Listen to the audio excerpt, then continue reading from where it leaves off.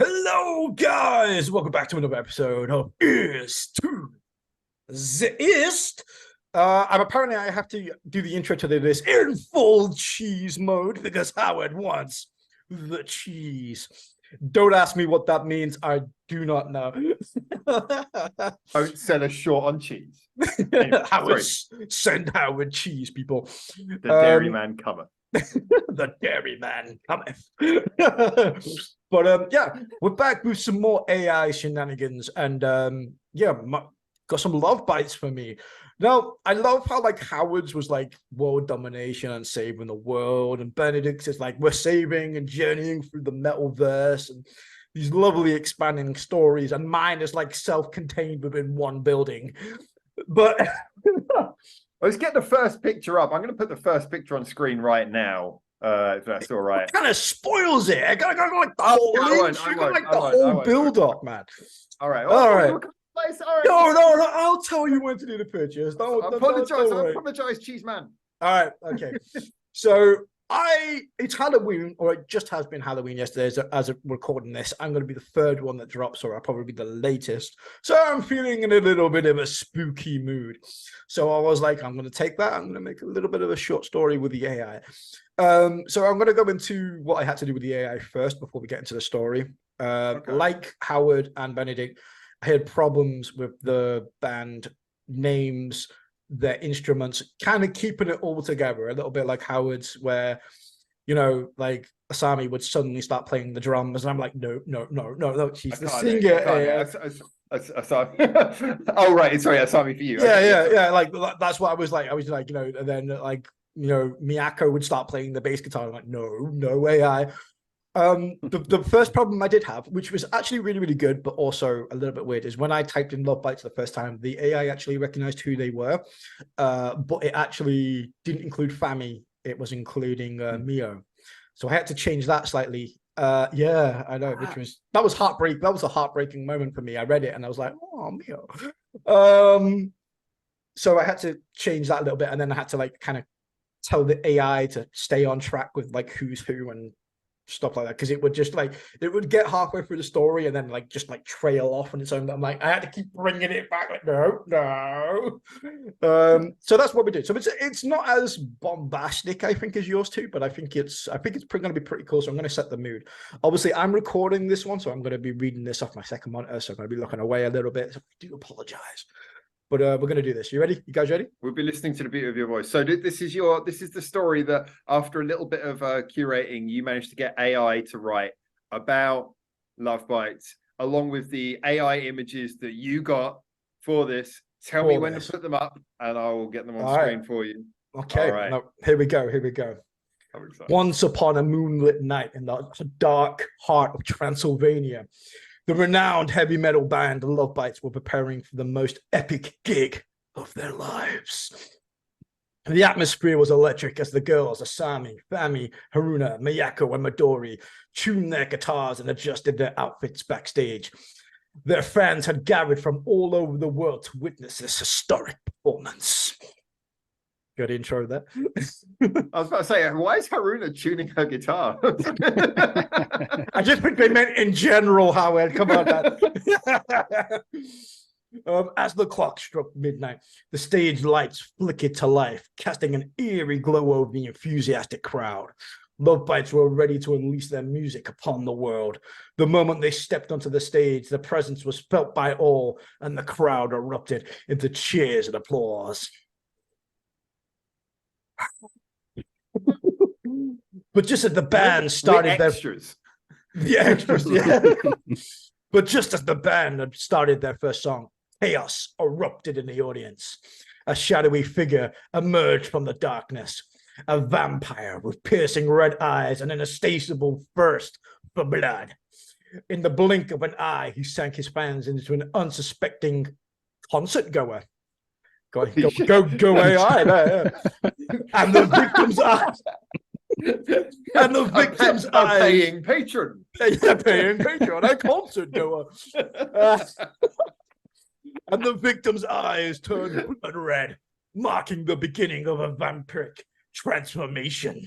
And I think that's where the first picture comes in. Now, when I did the AI images here, it actually got Asami down to a beat. But the hardest part was getting the white dresses in. I cannot tell you the amount of times I was said white dress, white dress, white dress, white dress, and the AI is like red, brown, black, orange, and I'm like, no, white. Is it just me, or does it looks like Asami's kind of like being attacked by vampires, and she's like, "You want to sing along?" Yeah. so look, the show must go on. The show must go on. Just sing the fucking chorus. Just imagine like during the song, and then He's like, wow, the crowd's really into it.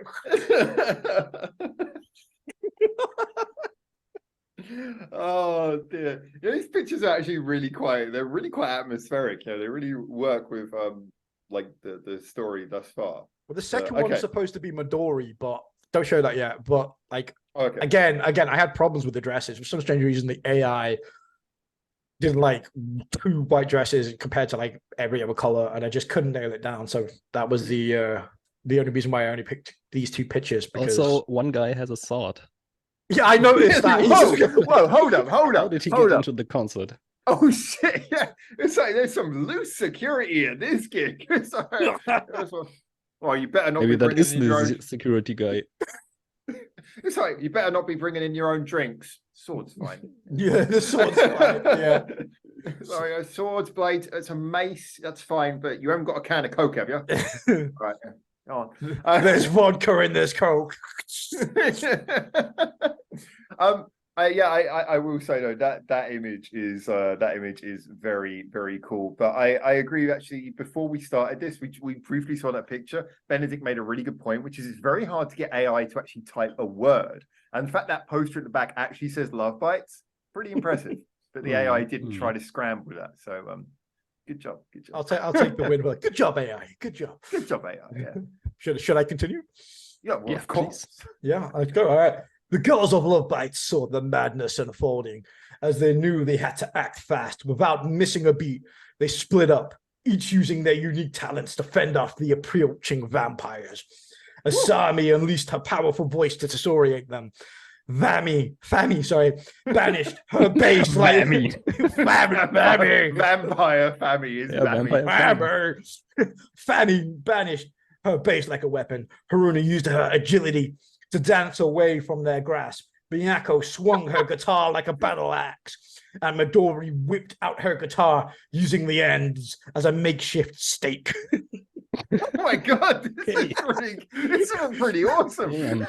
I'm kind of interested how like Haruna's like double kick skills allow her to just dance away. Double kicks on the floor. The agility, she just turns into Sonic, and that way you can cue the second image for that.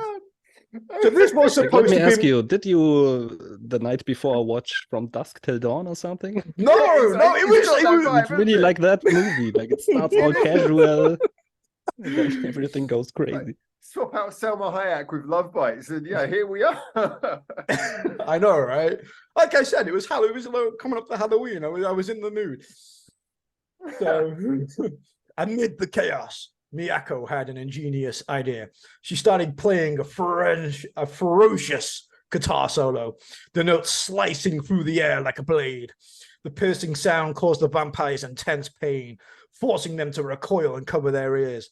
The band quickly regrouped and realized that their music was the key to repelling the vampire menace. I think you deliberately sold us short on this. You were like, "Oh, my story's just tiny." This like the second picture came already. Oh yeah, we got the second picture up. Right? Yeah, like I said, I tried to do some more, but there was none I was like really particularly too happy with. And after about like 15,000 attempts, I was like, "Yeah, fuck this. You're just getting the 2." With the newfound knowledge, Lovebites lured the vampire horde back to the stage. As the vampire then circled the girls, Miyako and Midori launched into an electrifying guitar duet, their notes resonating with raw power. The vampires, unable to resist the siren call of the music, began to headbang in unison, their red eyes slowly fading back into their natural hue. Not bad. Then, with a triumphant smile, the band transitioned into their most electrifying songs. The vampires, now in a state of trance, joined the crowding, singing along. As the music flowed through them, the vampires' inhuman features began to recede, and they transformed back into their human selves. The band played their hearts out, and in their final notes reverberated through the crowd, the now human vampires erupted into applause and cheers. They had been saved from the curse of the night, and the Lovebites gigs had transformed into a night to remember. The members of Lovebites took a well-deserved bow as their fans chanted their names, and the night concluded with a sense of unity, love, and music. It was a gig like no other, where the power of music had triumphed over darkness, and Lovebites had delivered not only the best performance of their career, but also a night of salvation for those that have briefly succumbed to the vampire's curse. Are you sure you didn't give Awesome. it any leads on this? That was like really. Yeah, that's like, what did you That was actually ask really the good. AI, or like how much did you give it? So basically, I came up with the premise that I wanted it to be a vampire centric thing. So I basically typed into the AI, I want it to be Lovebites, have a great gig. The crowd is overcome as vampires, and then they find a way to save the crowd and save the day through their music. So I did, in retrospect, I did very little apart from keep rehashing it to keep the AI on track. Because like I said, it got mixed up with members, and then eventually, like, you know, like members that were called Yuri started popping up, and I'm like, no. Oh, I am a member of Lovebites. You there, be a member of Lovebites, bloody boy. You do not recognize me, Yuri of Lovebites. Miyako, we've been playing for years. I have been dancing on this stage with you from. I was turning into a Transylvanian accent now. Yeah. Exactly. And yeah, so I did very little apart from keep the AI on course. It wrote itself, and yeah. I was going to say, maybe it's not so much the Lovebites thing as it just has like many thousands of pages of like vampire fan fiction to go through. Probably There's like that as one of well. those Yeah. Twilight fan fictions that were probably fed into your story. No without you knowing. sparkling vampires here. Yeah, let's have no sparkly vampires. Like somehow, like your story, I felt was the best written. Like it took me along the most. Was like the descriptions, they were in there. Yeah, really The took me along, and I vocabulary. really had that image of a Lovebite concert, especially after that intro. It really, yeah. I It was actually- thinking it about the actually- Lovebite stage with the big, what do you call it, curtain falling down, and then Thunder Vengeance kicking in. I agree. I think that was like really beautifully, like the vocabulary was good, the description, it was easy to follow. I love the fact that it did keep it on point with what each of the individual members did. I mean, even though Haruna's like tap dancing thing was hilarious, you know, I mean, basically the members were fairly consistent. The fact that the two guitarists came back together at the end to like sort of play in duet, which is like the Lovebite signature thing. And I think it also helped that the pictures you got were like really whereas we kind of got more cartoony, like berserk pictures. Yours actually looked like they could probably come from the pages of like a full-on comic or something, you know. So I think that helped as well. Yeah. The second image was supposed to be Midori, and like I said, I typed into the AI like white dress about 50 million times, but it was having none of it. And eventually I was like, yeah, this image looks kind of like what I'm going for, minus the white dress, so I'll keep that. But yeah, the AI pretty much, like I said, it did its own thing. It was actually much longer than this, way longer than this with what it came out with, and I asked it to shorten it a little bit, so like by pretty much half, so it could have gone on. What does that word mean? Shorten. What are you talking about? Shortened. Like when you Means add there are more no words, right? words coming out of your mouth for some time. I don't. I think a new concept for Howard. I don't think I understand that. Yeah, Howard doesn't understand the concept of less is more. More, always more, always more. But yeah, I had to do very, very little on this one, to be honest with you. The duet, though, the point that you made with the dual guitar solo, I did have to do that in AI. That is one point that I did make, just to make it coherent with Lovebites lore. But again, I had to do very little. I just let it do its own thing, corrected it. I did I'd say about 5-6 versions, just where I went through and I just corrected the AI, like change this, change that. Make sure that the members are the same, and you know who you're talking about. But apart from that, but that wasn't like anything to do with the story. The story pretty much stayed the same. It was just me correcting, just removing errors. Just removing errors. Yeah. I'm amazed how much you got from the very simple premise that you gave it. But again, I think that it's probably fairly fertile ground. Obviously, you've got like Lovebites as a band, where you could correct its errors, but then that's type of story writing. There's probably a lot of material for it to gather from. I would say, in my opinion, because obviously, if anyone watching this is the third of 3 videos we did. We each did one.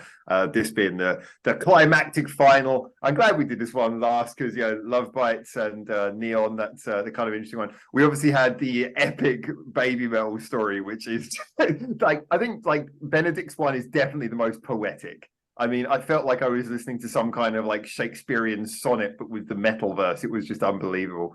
Mine was a rambling, incoherent madness, but there was lots of pretty pictures. And I feel like Benedict. I feel like I was gonna say I feel like Benedict's is like the most happiest out of the 3. Like his is definitely the most positive thing. Yeah. And like Howard's, although it's like it's supposed to be a great message and stuff like that. Like I have some serious creepy vibes going on with those musicoids. Like with yours is actually the story aliens I would like with sweaters. Yeah. Yeah, I would say Neon's is the one I would like to read the most. Like if I would say like we will release the next episode, I would say I will read that. Yeah, we'll and post I think the Howard stories has the most interesting like ideas in it with these aliens, boring music aliens. I think mine turned into one of those excessively preachy sci-fi stories, which is just like too much detail. I think Benedict's was like just a full-on poetic LSD trip. I felt like it's like the universe is reverberating with the sounds of a million stars dying. And oh, Jesus Christ! And then that's true, but I think that's also that is kind of the Baby Metal lore. It's very like true. What do you say? There is light, and but without light, there is darkness, and darkness, there is no light. You need both to coexist. Do you think that in a way the tone of our stories, admittedly the way that we affected the input was interesting, but do you think the tone of our stories was somewhat representative of the bands that we each went ahead with? Because I kind of agree with Benedict's point that although his one came across like a sort of a poetic LSD trip, it's very much that's what it feels like when you see any of those Baby Metal lore things, even when it's the live things or you see what they write about their own songs. It very much feels like that. So in a way, I get the feeling that the AI really got the tone of that. With Benedict, I can really see like the Baby Metal announcer like reading that whole thing. And Baby Metal had to return home. Yeah, but they always remember their time from the Metalverse. Bam, stuff. Yeah, true. Yeah. But like I think Neon's like I said, I really got the image of a Lovebites concert, especially after the intro and stuff. And I'm wondering, like, the descriptions of their, like, the roaring guitar solos, like, cutting through and the siren-like sounds, if that actually the AI, like, went ahead and, like, looked at descriptions of Lovebites, someone, like, describing Lovebites or interviews about Lovebites and took those elements from there. I mean, the vocabulary was so colorful in your one. I agree, like, the adjectives and the verbs, like, the cutting through and this kind of thing. So I just kind of envisioned that as like more of a music video. I could like totally see that being like a music video they'll budget to do in the future. That would be amazing. Yours actually for like a written piece had some pretty epic fight scenes in it. So when a written story has some pretty epic fight scenes, yours sounded like I could imagine it. I could imagine it like Benedict was saying, like a Dusk Till Dawn vibe. I totally could see that. You could kind of like imagine like this chaotic like brawl and like just the fight scenes, the action. I could really picture it. Yeah, yours was like a proper adrenaline fueled ride. So yeah, I really like that. Actually, why I kind of like that it's not as grandiose in scale and just yeah. Well, I focused did on this that. one I concept. did that on purpose because I was thinking about what you guys were going to do, and I was again originally the thought was because of Bandmade world domination. That was my first thought, and I was like, well, I presumed, and I was correct in that presumption, that I thought Howard would go along that road with world domination, Egotistical mania. Yeah, exactly. And again with Benedict, obviously the metal verse and the everything with baby metal lore. Obviously, I know all about that lore, so again, I presumed that would be somewhere you would go as well. So I just thought, you know what, I'm going to keep this very, very condensed, and that's was done with intent. I didn't want to make it any larger than it needed to be. I just wanted to keep it in condensed one building. And do you know what? I know this is slightly off topic, but I think that's kind of like such a good indication of where movies as a general should go now. We've had too many like big CGI movies, and like everything's too big in scale to the point we're numb to it. And now just seeing like small scale, everything's visceral, everything you can feel it, it's all tangible. That's the future of movies for the next 10 or 20 years, I think. So I get the feeling put a lot of more detail in everything. Yeah. I want to put out everything, explore everything more, and you don't have to like, oh, we have these 1,000 other things that we have to address in 1.5 hours. I feel like as well, we're talking about movies and stuff in the sense of movies. I feel like that is true, because you could look at a lot of horror movies now, and I feel like a lot of horror movies are the same. Very, very jump scare, very, very one note and stuff like that. But I for me, one of the best movies ever to ever exist is the original Alien and The Thing. And the reason why I like those horror movies and they stand the test of time is because it's not jump scares. It's dread when you watch them, because it's paranoia. It's a different type of horror. Psychological horror. Yeah. And there's so many movies now that are just rehashes of just jump scares and doing the same shit over and over and over. Because that's also like a big issue I have with like horror movies nowadays, because a lot of it's a lot about the gore and like just being brutal, and I'm like, that's not really horror, it's just gore. It's just the gore. I very much agree. Like when like anyone talks about horror movies, like if it's jump scares, not interested. If it's like just like bloody gory stuff, I'm like, why on earth would I want to see that? But if it's psychological, it gives you something to think about. Like, oh my god, that's a really terrifying thought, and it gets inside your head. I'd much rather watch a movie where there's like nothing particularly scary happening, but there's a creeping sense of dread. I think of movies like what is it called? The one on the forest, Blair Witch Project. You never actually see anything really. Yeah, I must admit that really movie did kind of bore me a little bit.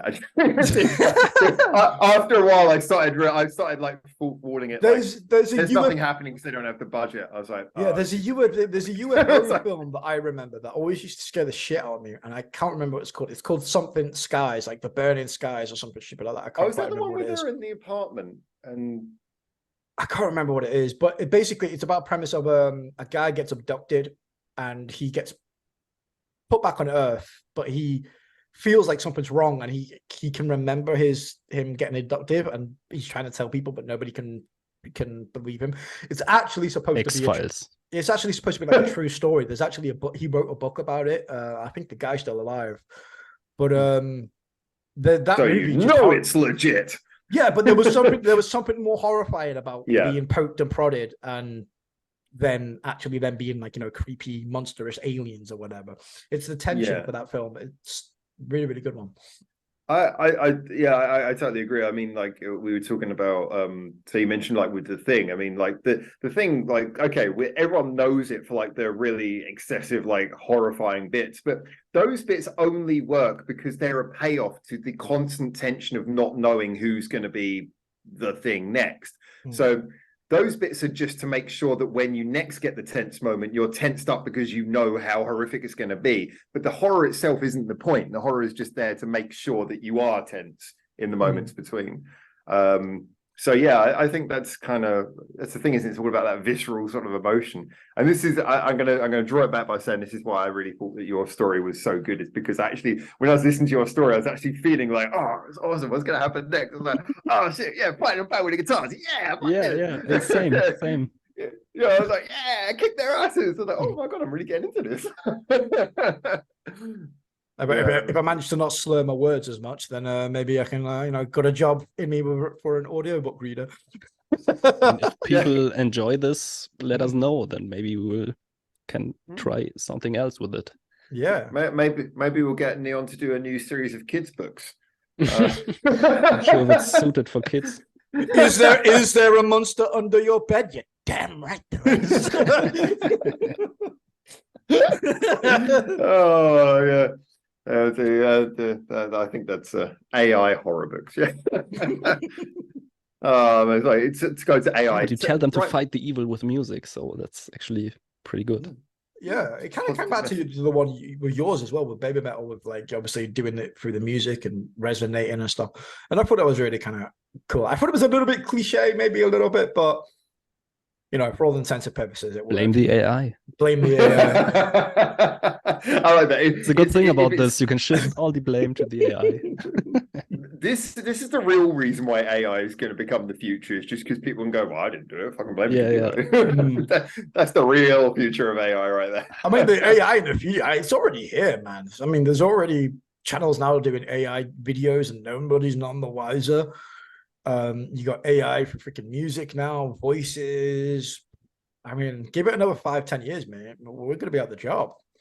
You see, like Skyrim completely voiced, and every character has like an AI thing to make it. I seen they did the Matrix. They did the Matrix demo where like you can talk to characters now, like they have their own AI responses and shit like that. I mean, yeah, the future's now, man. It's already here. We're already going to get replaced. Perfect, but you can see where it's going. I agree with Neon that within 5 years you'll have channels like this where you see a person who is AI generated. Their entire speech will be about a topic. It will be AI scripted. It'll all be done. The video will be perfectly produced. But I think we're walking into this future where if you like, the thing that people will value in the future will be, it's up to this point, people have always valued like spectacle to a certain degree, like say about CGI movies and things like this. I think we're coming into the point now where people are going to value anything for being real. Like the quality of something being real will be the thing that people go for. So in the same way that, people are now like you look at the action movies people are making now, more and more, the action movies are no longer CGI. They're like really gritty, sort of like, practical effects type of movies. That's now where things are shifting. They're shifting in that direction.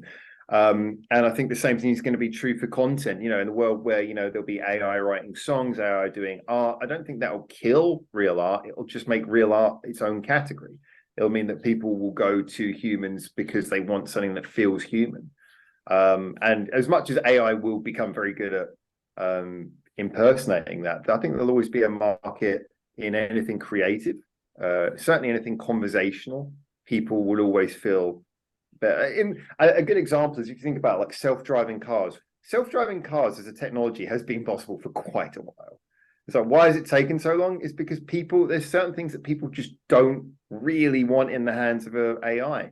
And when it comes to things like conversation, people don't really want to feel like their conversation, like their thoughts, their opinion pieces are coming to them from a computer.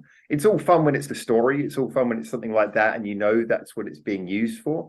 But the minute it feels that way, I think people will always have a certain value for that which is earnest. And that is the note on which I'm going to wrap up my opinions on this particular piece. This was a lot of fun because we were using it as a tool, as a playful thing to get to ideas that we ourselves would have never have thought of, but also to see what happens when you do use a computer with all of its quirks and its wonderful qualities to do something a little bit different, for better or for worse. I enjoyed it. I think the stories each embodied a certain bizarre aspect of what the bands were. And I think it also captured a little bit of how we each behaved. Mine was a rambling, waffling mess that didn't really go anywhere. Benedict's was something with a lot of depth to it. And Neon's was just full on raw action. I think that this is good. I enjoyed this. This is much better than I could have expected.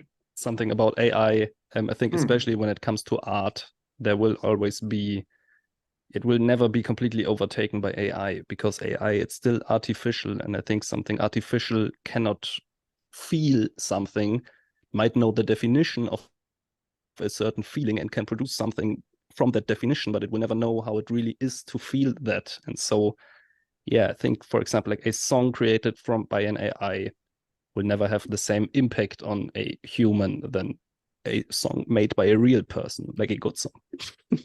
I'm going to say that personally, I think that it will take a very long time, and it also depends on how deep the listener or the viewer is in their appreciation of art. But I don't it think might come to the part where the definition is so clear that you like it kind of blends and you cannot really tell anymore. But I think it will take quite some time. Personally, I don't think there's any reason why a computer can't get to that point, because if you think about it, I mean, our brains basically they're just computers. They're very complicated computers, but our emotions, in the same way that, you know, you think about what's attractive to a human, you know, like octaves. It's a mathematical reason why octaves and notes are the way they are. There's reasons why colors go together. So I think it's a complicated code. We should explore microtonal music a bit. Getting into those blue notes. But I do think that computers will be able to get to that point, but people will always be looking, in the same way that people look for the handmade sticker on certain products. People will always be looking for that thing. It's like, no, I want to feel this came from a person, because, you know, I'm a person and I vibe with other humans having that slightly fallible touch that makes things interesting. And then they look at the price. What? 10 cents more expensive? Fuck that. Exactly. I'm not saying that we'll always have the main soapbox in the town square, but we'll always have some little corner to shout from. So there you go. Those are our thoughts. Any last comments? As this is a 3-parter, I hope everyone watching this has seen all 3 parts, but I really enjoyed this. So any final thoughts, or should we wrap this one up? Yeah, no, I think we're cool to wrap this one up. All right, well, Neon, you had the last story, so I'm going to let you. I'm going to suggest that you bring this one home. Oh, so yeah, guys, wherever you are, thank you very much for being here. We love you loads, being part of the channel, being a part of supporting all of us and all the 3 of us individually as well. By myself, Howard, and Benedict. It's been really, really good doing all these videos. It's been a wonderful time being with these 2 amazing gentlemen next to me as well. And yeah, it's really, really fun time to be on the channel. We hope you guys are enjoying the content that we do as well, and we are providing with you. We're having a shit ton of fun doing it as well. But for now, like I said, guys, don't forget to like, subscribe if you haven't already. Comment down below. And as always, let us know what you would like to see. Yeah, let us know what you'd like to see. Make sure to comment down below how my story is the best. And with that being said, I'll see you guys next time on Ears to the East. Love you guys. Bye. Bye-bye.